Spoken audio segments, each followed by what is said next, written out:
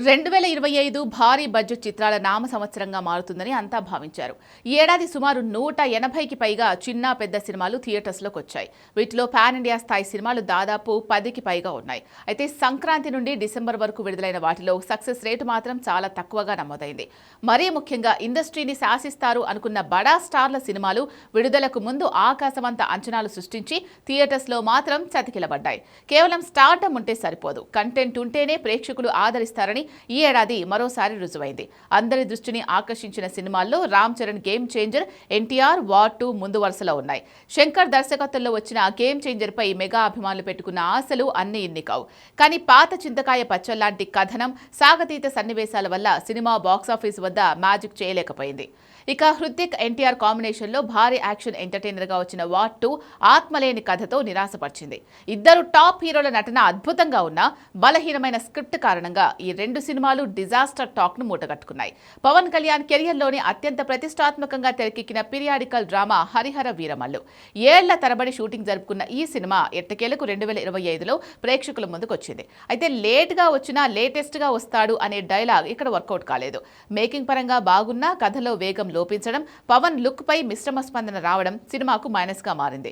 సుదీర్ఘ విరామం వల్ల ప్రేక్షకులు ఈ ప్రాజెక్టుపై ఆసక్తిని కోల్పోవడం కూడా ఓపెనింగ్స్ పై తీవ్ర ప్రభావం చూపింది.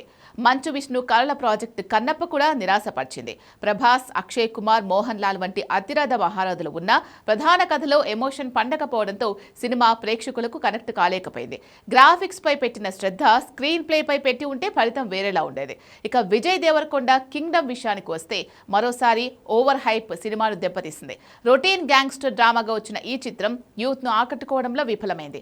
విజయ్ యాటిట్యూడ్ కి తగ్గ కథ దొరక్కపోవడంతో బాక్సాఫీస్ వద్ద చతికిల పడింది.